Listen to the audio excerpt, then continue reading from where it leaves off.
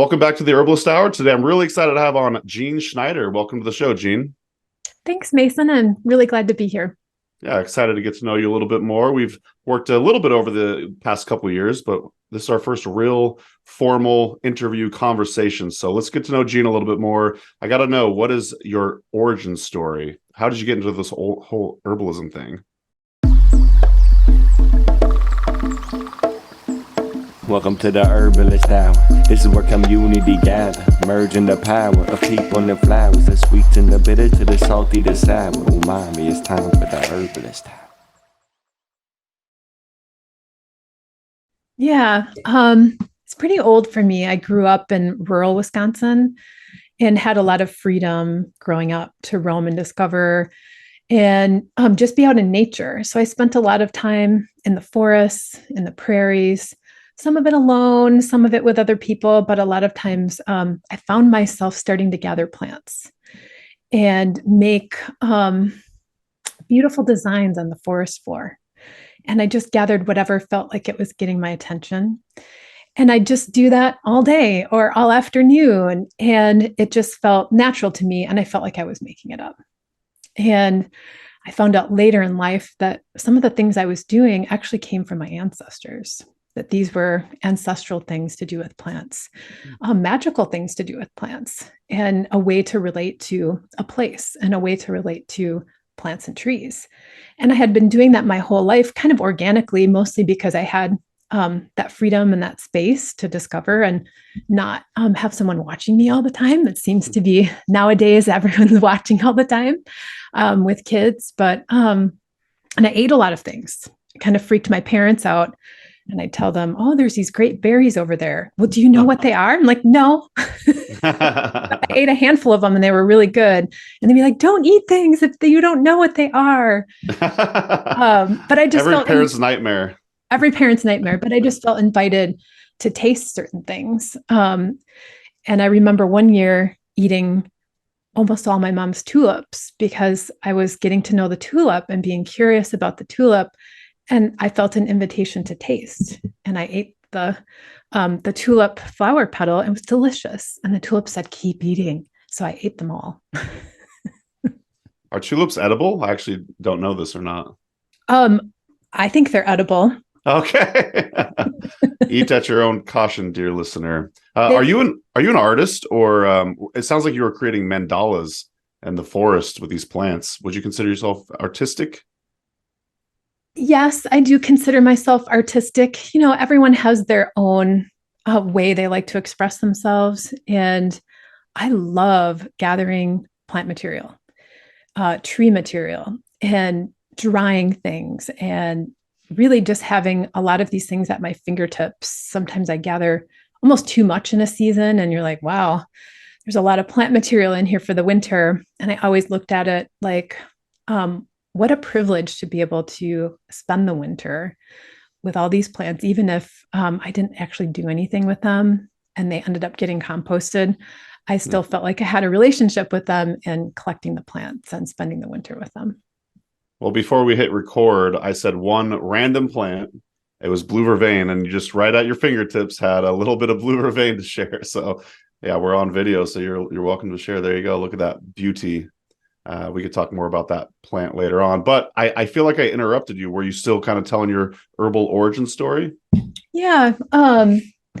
So I've always eaten plants, even if I didn't know what they were, which I'm not recommending. That was just the way things worked out for me, and they worked out for me just fine. And as I grew older, I got curious about herbalism and the science of herbalism and how plant constituents work. So I did get an herbalism certificate, and so enjoyed that work, and adding that in, you know, the science aspect was great.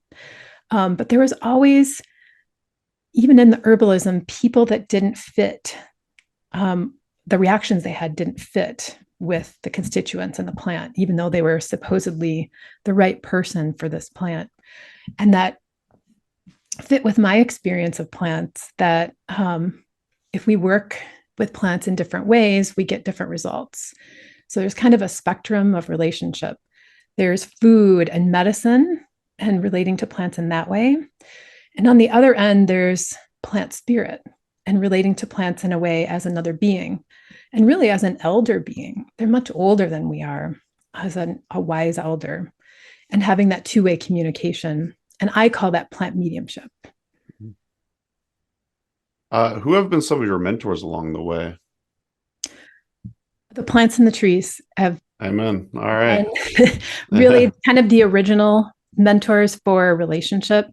Kathy Ike is who I studied with for my herbalism, clinical herbalism. She was excellent, really a great teacher and someone who liked to grow the plants and work with the plants in that way too, which you don't always find in an herbal education. Sure. I read in your bio that you also have a background in European shamanic training. I would love to hear more about that as well and how that kind of dovetails with your herbal background. Yeah, and that's really where the kind of the ancestral work came in, and that relationship to land spirits and plant spirits is doing the Seidr work, the Seidr work, and doing that. It's a lot of staff and wand work, and journey work, and that sense of either going somewhere or having somewhere come to you. Okay. Yeah. Any suggestions on practical ways that we could kind of incorporate that into our daily lives, like say the wand work and whatnot? That's probably a little bit bigger topic. Sure. But I would say I have always a jar of wands. That's so rad. A jar of wands. This is birch. Okay. A beautiful birch wand. And when I say a wand, most people would say a stick. I feel like what makes it a wand is asking permission and asking if this particular birch would like to come and get to know me and get permission to cut some. And that is some herbal traditions talk about permission. And I also want to say respect the no. If you get a no, you need to respect the no.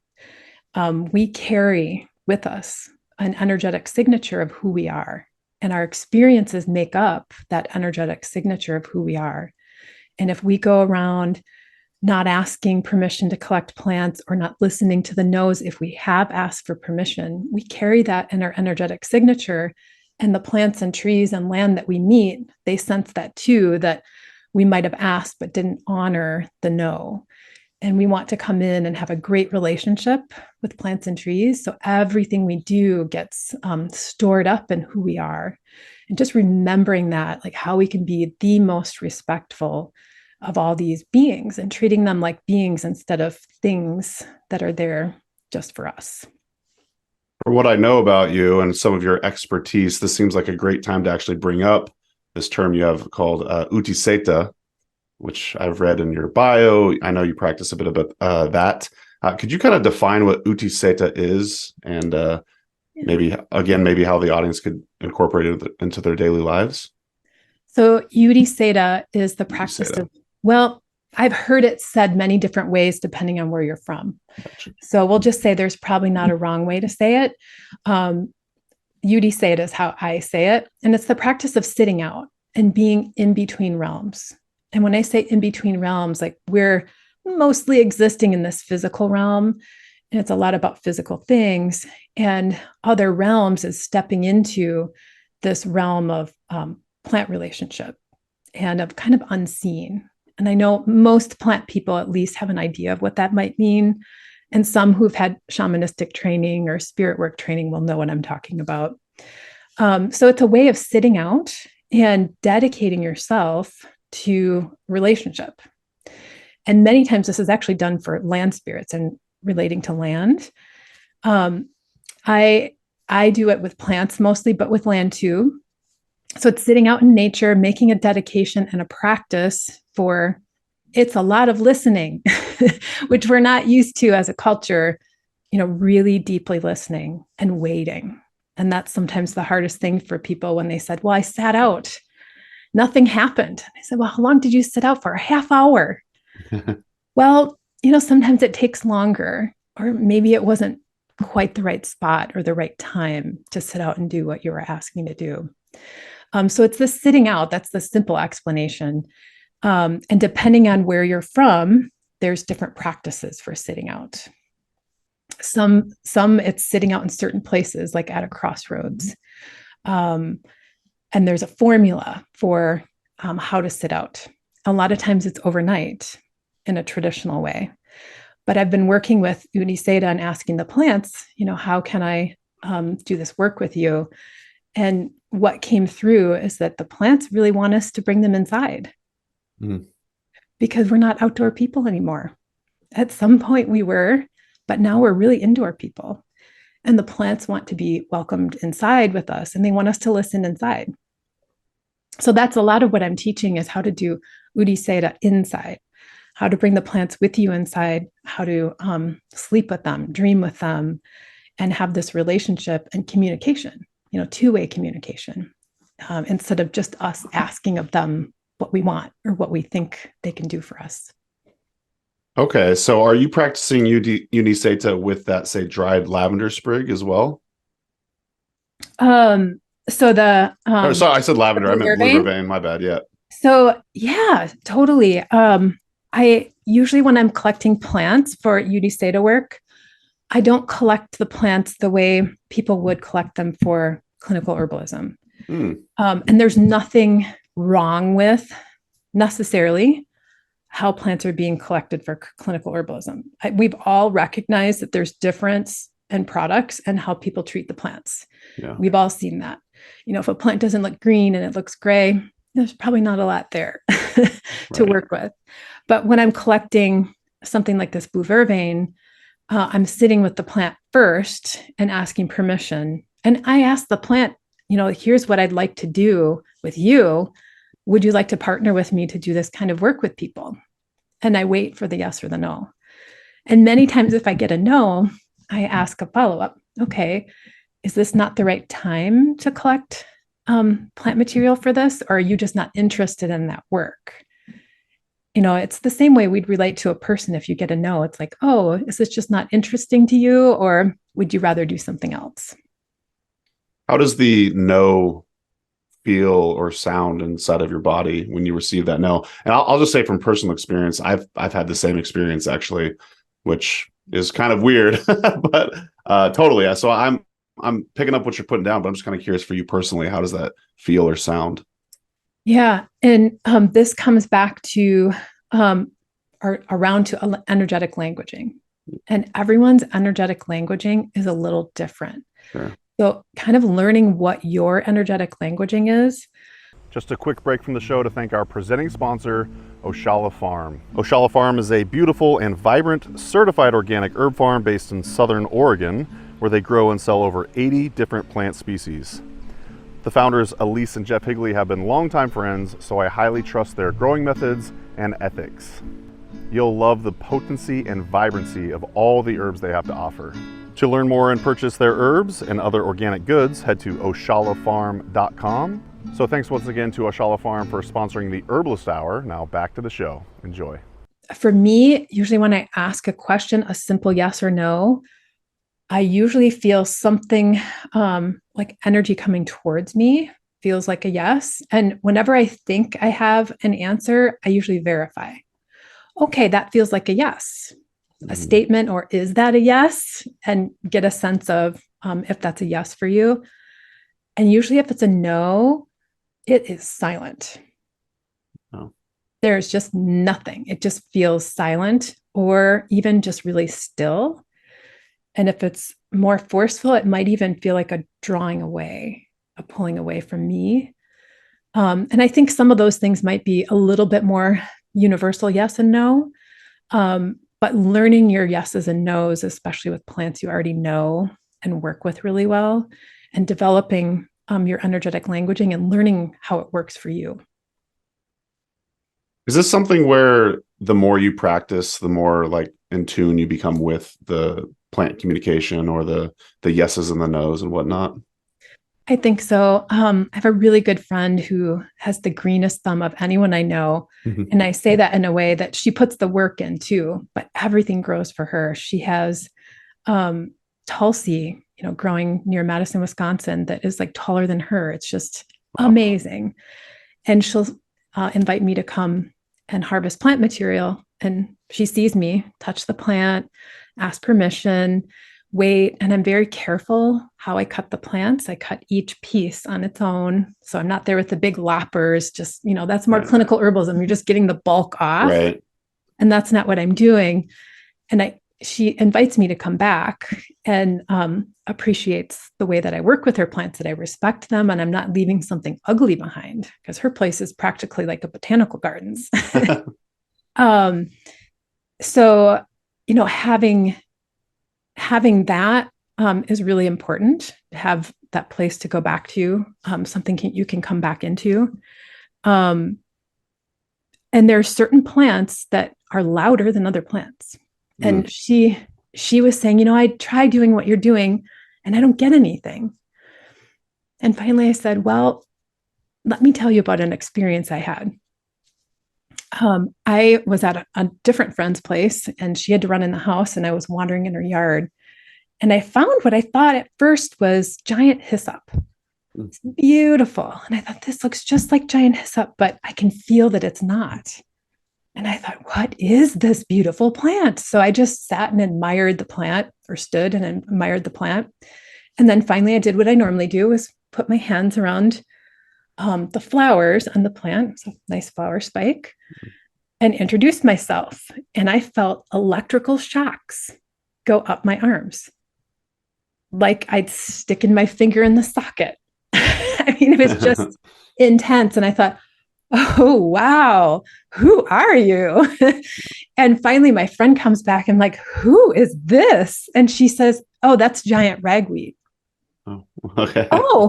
Oh my, I'm actually quite allergic to giant ragweed. But I came to meet giant ragweed with a sense of curiosity, with a sense of wonder. I'd never done that before. It was this hateful plant that, just made me feel miserable in August and September. And that is actually the plant that started my plant spirit weeds mediumship class. It's giant ragweed. Wow. And there's more to the story.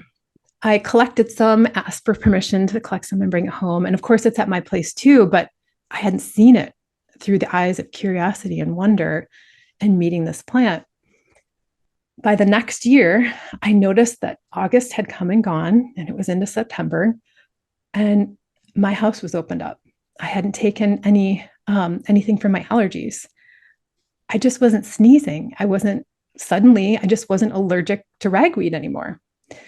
And I'm like shocked, because I've been allergic to ragweed since I was probably 8 or 9 years old.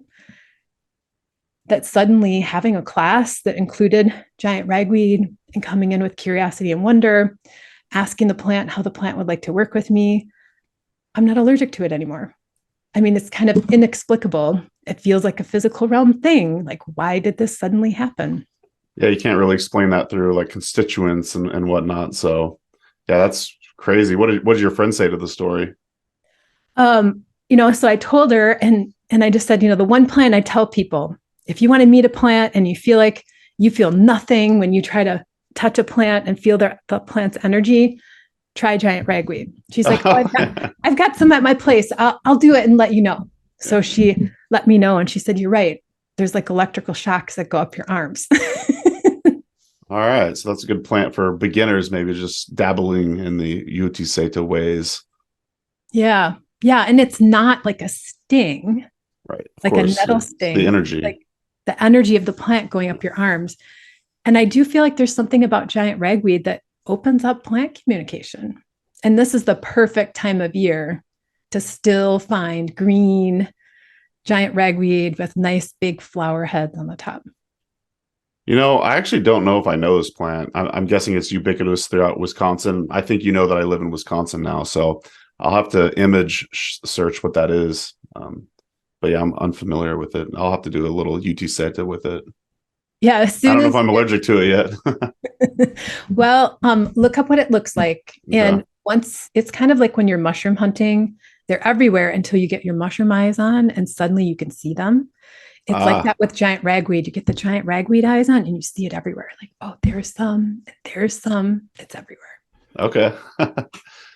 You mentioned plants that people hate. And you and I were talking pre-call that you have some sort of class where you're essentially talking about plants that people hate and how they could like kind of work with that. If you know what I'm talking about, maybe you could kind of take over. But I just thought that was a good transition into talking about that. Yeah. Well, it's the plant spirit weeds class that That's right. I just brought together, like, and it was really weeds that I love. Yeah. And giant ragweed was the star of the class, but we did Japanese knotweed and a bunch of other plants that really opened up different relationships for people with the plants. I was so excited that anyone wanted to take a plant spirit weeds class. And it was not so much clinical herbal people that were coming. It was other folks that were like, oh, I'm curious about this plant mediumship. And you had horsetail on the list. And I know of horsetail, not through necessarily clinical herbalism, but through seeing the plant out on their walks. And so we had a nice mix of plants there, but I always get questions at my intro to Udisa class. When we're doing this Udisa work with some of the plants, I get questions about the plants people hate. And they're like, well, what about this plant? And what about that plant? And one I like to talk about is mugwort. And mugwort in Wisconsin and probably many other states is on the Department of Natural Resources. They have a plant hit list. That's the plant they hate. Right. and mugwort's on the list of plants they hate too. Wormwood is definitely on that list. And, it's a plant that spreads by rhizomes and is really aggressive. And I planted this in my herb garden 15 years ago. And with warnings from people, well, I was looking for free plants. I didn't have any money. And someone brought mugwort and I had all these people coming around, huddling around. I don't know if you want that mugwort in here. It's just going to spread. And I said, well, I like it. I'd like to put it in here. It spread a little and had a lot of space to fill. So I was grateful for about 3 or 4 years. And then the gratitude started to go down because mugwort was taking over everything. And we had parties coming over, like axing out the rhizomes and trying to get it out. And mugwort laughed in our faces because the next season, it was like we hadn't done anything. And, so there was a plant that I started to have a bad relationship with. And I started sitting with mugwort. And now I think the perfect amount of mugwort grows here. And that mugwort wanted to be one of the stars of my practice. And I call her grandmother mugwort. She was really coming in a bountiful way to have enough for my practice. And once I realized that this was a partner who was coming in like, hey, me, I want to work with you, that I finally started listening. And I work with her a lot. She's in the Northern European practice. She's known as Una, the oldest herb, the oldest plant. So she's like the star and should be the star. So I started working with her a lot. I make mugwort wands. I dry mugwort. I usually have some flowering mugwort stalks for sale. I make preparations with mugwort. I do a lot of custom things with mugwort too. And I found too that the plants that we had in the plant spirit weeds class, a lot of times they're coming in wanting a relationship with us. And, we know people in our lives who wanted a relationship with us and we're like, and they get kind of annoying. The kids are like, hey, please pay attention to me. The plants are the same way. They start getting more abundant when they want to get your attention. I also planted mugwort in the last yard that I had in Oregon. And I actually planted a lot of these weedy plants, and then we sold our house, and I'm just wondering if people are like, what is all this shit coming up in my yard every year? But I adore that plant, and that's why I planted it. And sure enough, it did spread, but you know what? It spread just to where it liked in the yard, and then it kind of stayed there for several years. And yeah, I really enjoyed it. You seem like the perfect person to ask this. I always use this observation that I've noticed when I moved to Wisconsin. Wisconsin is notoriously like the #1 drinking state. and the whole US. In fact, where I live, Appleton, I think is like ranked number one as far as like alcohol consumed. And I've never seen so much burdock, the plant burdock, in my life. And I'm just kind of curious, is this kind of falling in line with what we're talking about here? Like the plants kind of growing where maybe, I don't know if it's people centric or not, but it does seem very interesting to me that alcohol is so common here, and so is burdock, and it's a nice little liver tonic there. But I don't know if you have any thoughts on that. Yeah, I think that's a great observation about Wisconsin. And there is a lot of burdock here. Yeah. If you have any disturbed soil and you don't plant it to something right away, it's pretty much just going to be burdock. Yeah. In Oregon, I didn't see, I saw it occasionally, but I remember when I first got into herbalism, I would see it so rare that it would take me a long time to like remember what that plant was. But here no matter where I go, I see it. Yeah. I like that. Yeah. That burdock's for the Wisconsin alcoholics. You might have a little business there making hangover cure. Totally. I'll stick with HerbRally for now, but was there anything else you wanted to say about? Actually, you were mentioning your wands. This might be a good transition to talk about, because I wanted to talk a little bit about mugwort. I'm kind of curious in general how you use smoke in your practice, but also just how are you using your wands? And also feel free to plug your Nativa Medica shop and whatnot. Yeah. So my website is nativamedica.com, and I have a shop there, and I certainly have more than what's in the shop. So if anyone's looking for something special, just send me an email.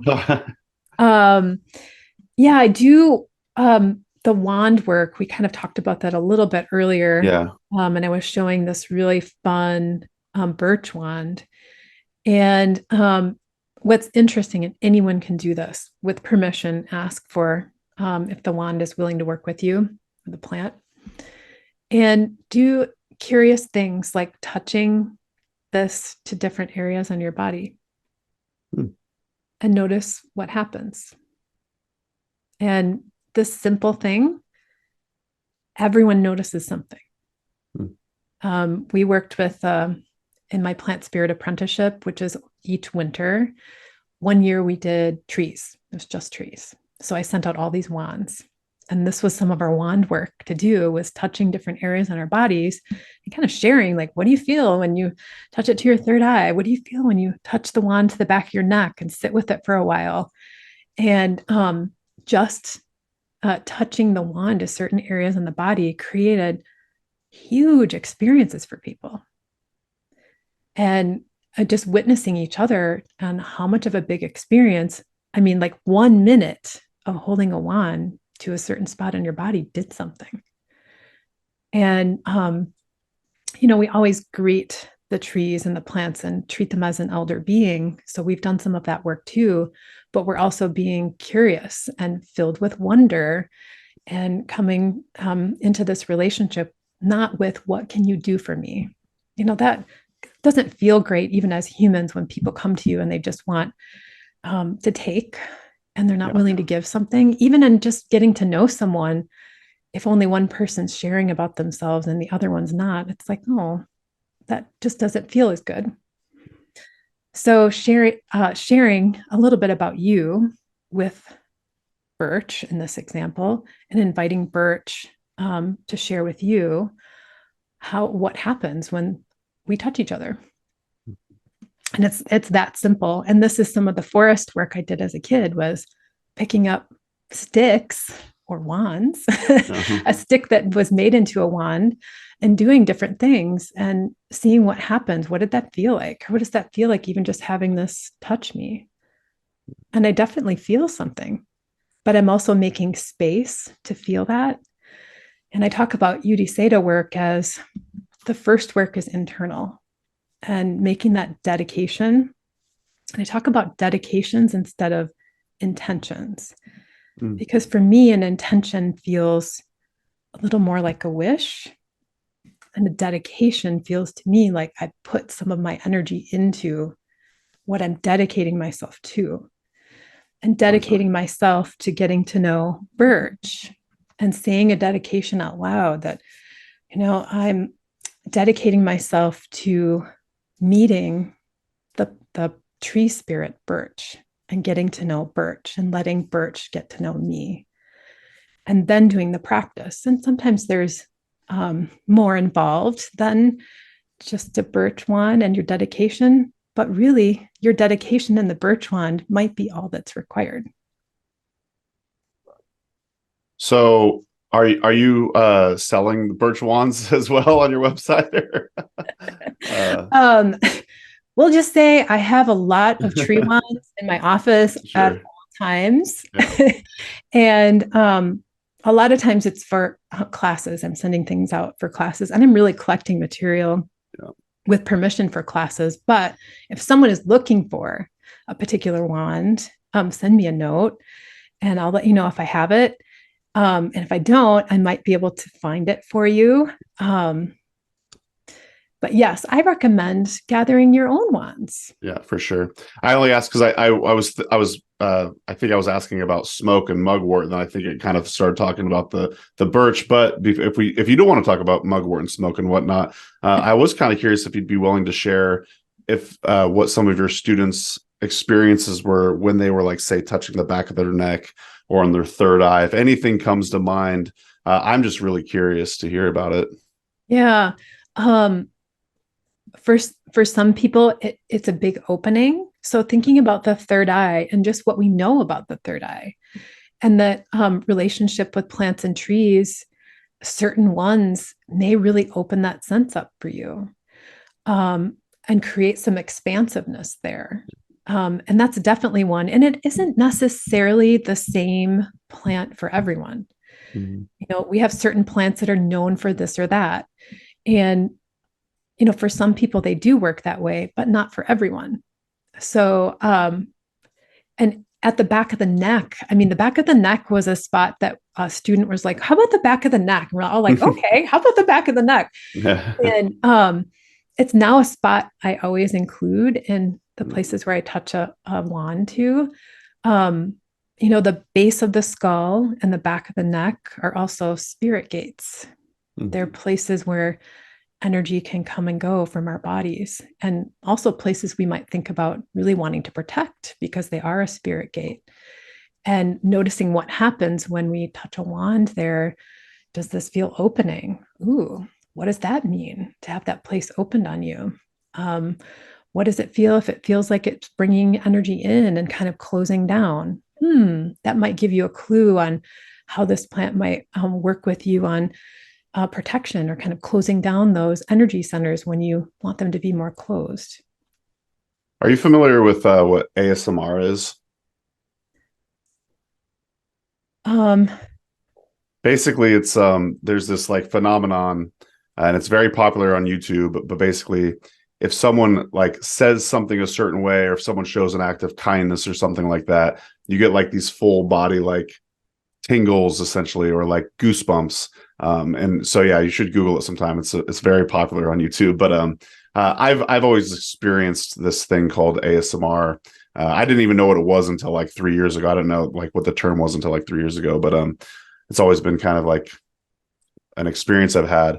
I only bring it up because you were like talking about like the wand touching the back of the neck, and right when you said it, I was like explosion of, you know, like the goosebumps and whatnot. So I just thought I'd share, and just kind of curious if you'd heard of it before.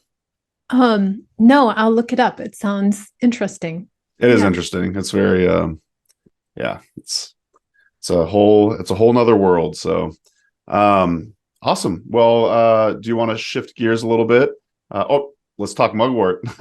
Yeah, the mugwort wand. I know you had asked about mugwort and plant smoke. Yeah, I do use plant smoke in my practice. I also use sprays that I make. Oh, cool. Sometimes smoke is really irritating for people, especially in group work. And I think COVID has made us all more conscious about our lungs and you know what we're breathing in. So I do work with plant smoke, but I'm really getting more into the sprays and making the sprays through relationship with plants, and you know, dedicating a spray for a certain purpose.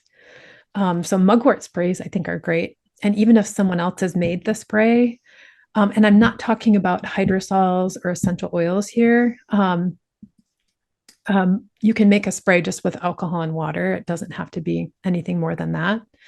But you can dedicate the spray even after it's been made. So if you need to buy one that someone else made, you can dedicate that spray for something else. You can ask the plant spirit if they're willing to work with you to do, especially the same things we'd use smoke for, cleansing before ritual. Mugwort's really known for that. Would a plant spray do the same thing? I think so. Yeah. So when you say you're making a spray with mugwort, you said not hydrosol, not essential oils. How are you creating a mugwort spray then? Yeah, so I just happen to have this one here, Medica spray. Oh, nice. And I call them spirit of. So this is spirit of Angelica spray. And that's speaking to the preparation, that this plant material was gathered with permission and in relationship with the spirit of the plant. I gotcha. I asked if Angelica was willing to work with me on some of this work. So this one says calm, focused, centered, and attentive, light-filled peace.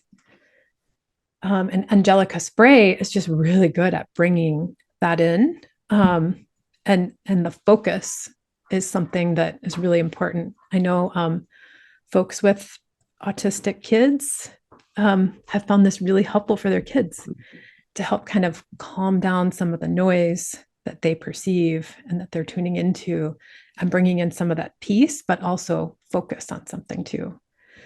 So it's part about knowing the plant spirit and who they are and the kind of work that they like to do, and asking if they'd partner with you in a preparation. So I don't measure things. Clinical herbalism, we weigh things, we measure things. This isn't about weighing and measuring. It's about asking the plant, okay, how would you like me to prepare the plant material? When would you like me to harvest? And doing that work, and how much water and how much alcohol and what kind of alcohol, and just really listening to what the plant lets you know. And when you start doing it, it feels like it takes forever, but then you get better at learning your energetic languaging and learning how to communicate, and it goes much faster. I was smiling there because I heard your cat in the background. That's Jinxie. Your husband must be home.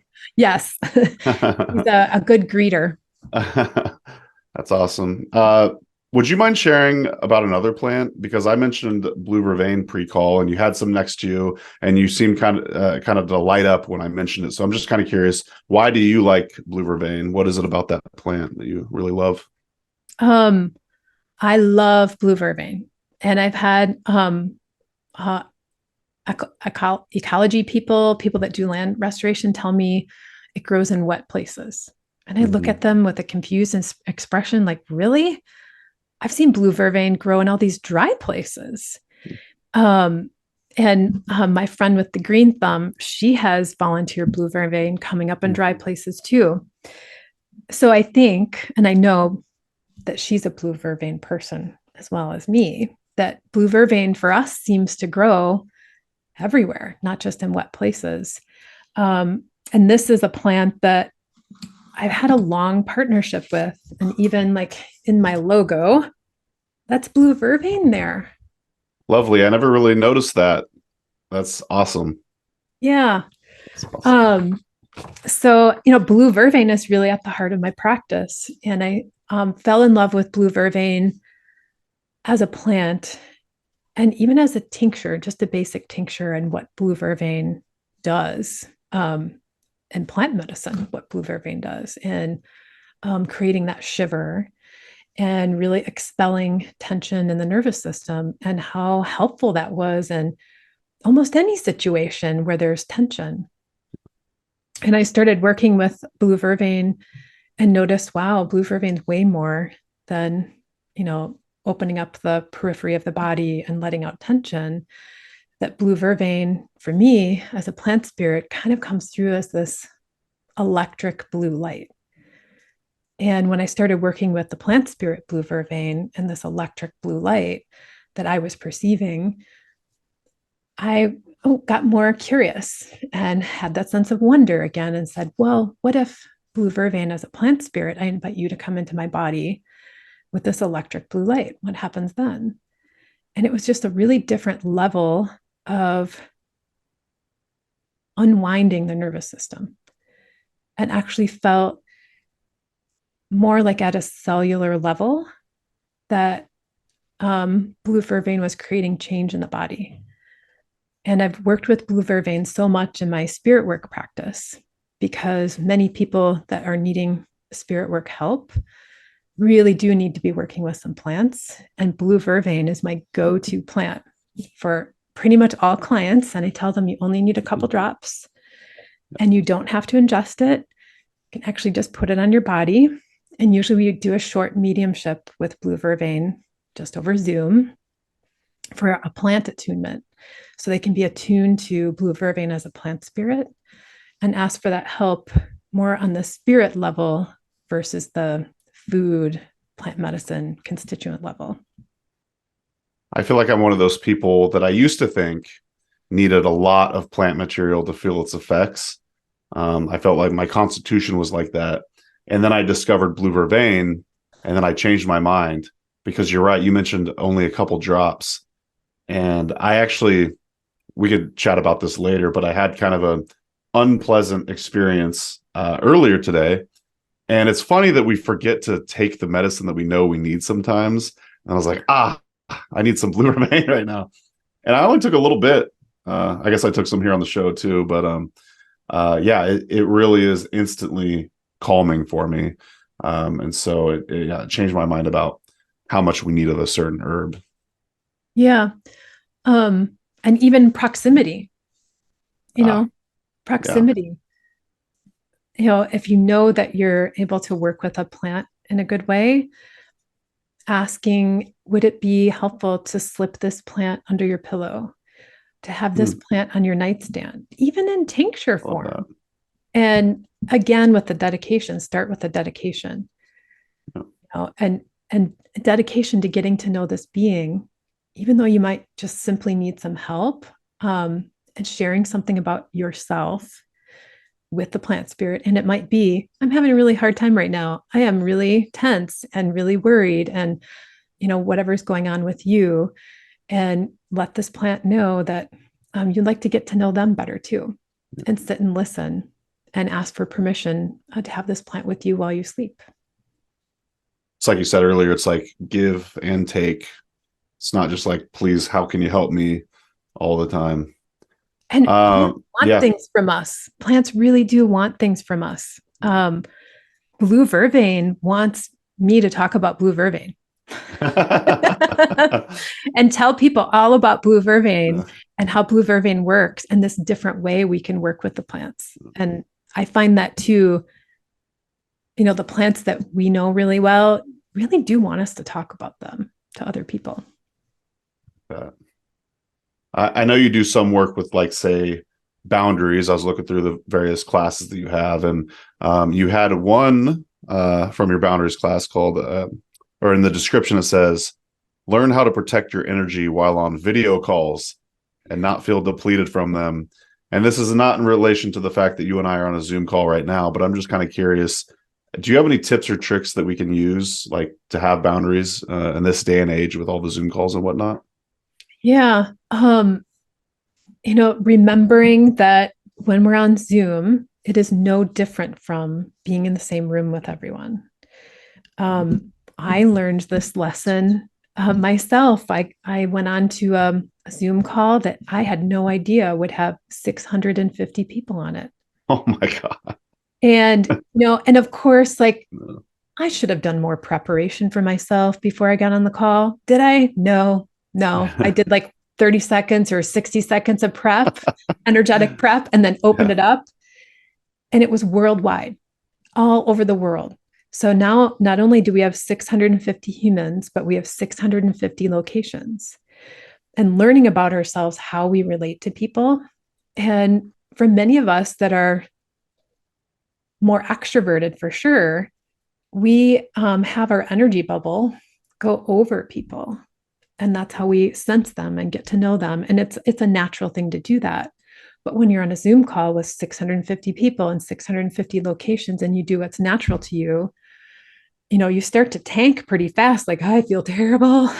On that call, I started feeling really bad, even nauseous, and I had to get off the call. But I took that as a learning experience. All right, I am determined to come next week and be on the Zoom call for the hour and 15 minutes. Yeah. And what do I need to do in order to do that? And some of that was prep. And, we work with not putting your energy bubble over and relating differently and having your energy bubble closer to you and using your clair senses a little bit differently to sense into what's happening. I think Zoom and video calls are really teaching us how we are relating to people, and that we can make different choices and play with what feels good to us in different situations and make those shifts and changes. It's a great food for thought. Thank you for sharing that. Yeah. Yeah. Even just before this call, I felt like I was working and distracted and I was kind of go. And then it was like 15 minutes beforehand, I realized I need to just kind of I need to do nothing and just chill, get my mind right, and make sure I'm in the right headspace to be a host, and that kind of thing. So, I really liked what you said there.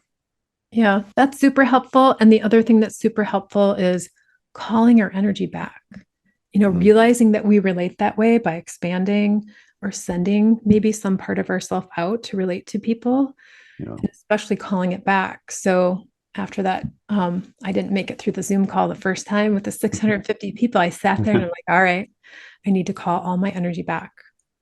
Yeah. And I felt it. I had sent out a lot of my energy on that call, and I needed to call it all back, just my energy. And it's natural for us to leave our energy places where we go, or our attention with certain things we were doing, especially when we have to multitask, right, and calling our own energy back. Absolutely. Well, why don't we wrap up here the last few minutes of the show? And like I said, pre-call, I had a couple selfish questions. I'm just kind of curious, why do you call Wisconsin home? What do you enjoy about Wisconsin? What do you enjoy about Wisconsin? I don't think I really learned what I love about Wisconsin until I left Wisconsin. I was only gone for a month in college, going out west. And out west, it's dry, more dry, beautiful, but really different landscape. And as we were driving back, it was a driving trip. As soon as we got to the Mississippi River Valley, I just started weeping. I mean, just weeping because it was green. It was green and there's water. It was just like my eyes were feasting, and I realized like, oh, this is home. Yeah, absolutely. Yeah. This doesn't have to be Wisconsin specific, but I'm just kind of curious. We're heading into the winter now. It's like mid-fall right now, but is there anything about the Wisconsin winters or winter in general that you get excited about, that you love about that season? I love the change of seasons here. Yeah. I love that we have winter. Some years it's a little longer than it should be. Yeah. Look a little shorter. Right. I love snow. I've always loved to snowshoe. Oh, cool. I'm near the Token Creek Springs, and there are springs all over Wisconsin. So I encourage people to look up where you have natural springs near you and put your snowshoes on and go check it out in the winter when the wetlands are firm and you can walk on the wetlands. These springs do crazy things in the winter. They turn blue. You can hear all this air coming up, and all these interesting designs are made by the water coming up out of the ground. And it's something that you can only see in the winter because you have to get out in these marshy areas with your snowshoes. Make sure you've got, what do you call them? Sticks. With you, because it's a little bit tougher going, but that's one of my favorite things to do. And my other favorite thing to do is just to bundle up and sit outside for an hour. Totally. And just sit. Yeah. Amanda and I are going to go snowshoeing this year, and I'm very excited for that. I keep hearing cross country skiing is also really enjoyable. If you're not used to it, though, you're going to hurt afterwards. Yeah, I'm sure. You never knew you had. Right. But the other thing I do in the winter is play with plants. I have the Plant Spirit Apprenticeship. It starts in January. The registration deadline is December 9th, and we do 11 weeks with a couple breaks. We do 11 weeks of relating to plants and working with plant spirit. And this year we're working with flowers. Right on. We'll leave a link to that in the podcast show notes, the YouTube description and whatnot. Did you also want to maybe plug your Plant Spirit Psychopomp? I know that's coming up super soon. So yeah, but people are going to listen to this next year too. So Plant Spirit Psychopomp for this season is coming up the second week of November. I also have another one planned for the last weekend of April in 2024. And the Plant Spirit Psychopomp is how to do psychopomp work, death work with plants. So are you a death doula at all? I describe my work differently than that. Death doulas, I would expect, would sit with the dying. So we do have death midwives and death doulas coming, and we will talk about the dying process. But psychopomp work is a lot of after death work, actually. Can be in the death process, but a lot of after death work. Very good. We'll leave a link to that as well. Also, along with your shop where you sell mugwort wands and tinctures and various other herbal products. Actually, I was going to ask you this. Where does the name Nativa Medica come from? I sat for about a month with the land here and the plants and asked for a name for the work that I was going to do, a name to be under. I didn't want to have it just be my name. Right. I wanted it to be more than that. And that came through like a whole month of sitting with the plants, this like native medicine, innate medicine, and the sense of that our medicine is through a relationship, and it's through this relationship with the land and the plants and the trees that are already all around us. Beautiful. Thanks, Jean. That was a lot of fun. Do you have any closing thoughts before we wrap up and get out of here? I'm really grateful to be on the show. Thank you, Mason. Absolutely. And you and Amanda do such great work, and I really appreciate the both of you. And I just encourage everyone to go out and maybe go and meet giant mugwort before, while everything's still green. I'm sure there's giant mugwort in many places, or not giant mugwort, giant ragweed. Ragweed, yeah. Everyone could go. Yeah, there's. Amanda and I were stunned. There's still like blooming goldenrod, and there's still a lot of blooming flowers, at least where I'm at in Appleton, Wisconsin. But great suggestion. Thanks y'all for listening. Thanks, Jean Schneider. Again, that's nativamedica.com. All of the links to the classes and whatnot will be included in the podcast show notes and the YouTube description. So we will see you in the next episode. Take care. Thank you. Thanks so much for watching today's episode of the Herbalist Hour. If you enjoyed it, please give it a thumbs up. And if you want more great herbal content, be sure to subscribe to our HerbRally YouTube channel. If you enjoy these Herbalist Hour episodes and you'd like to join us live, you can do so by becoming an HerbRally Schoolhouse member. Learn more at herballi.com/schoolhouse. And if you want to get your first 30 days for free, use coupon code YouTube30 at checkout. So our HerbRally Schoolhouse members get access to exclusive video classes, monographs, and a lot more herbal community discounts, along with joining these live Herbalist Hour interviews. So one more time, herballi.com/schoolhouse, enter coupon code YouTube30 at checkout to get your first 30 days for free. All right, we'll see you in the next episode, and take care.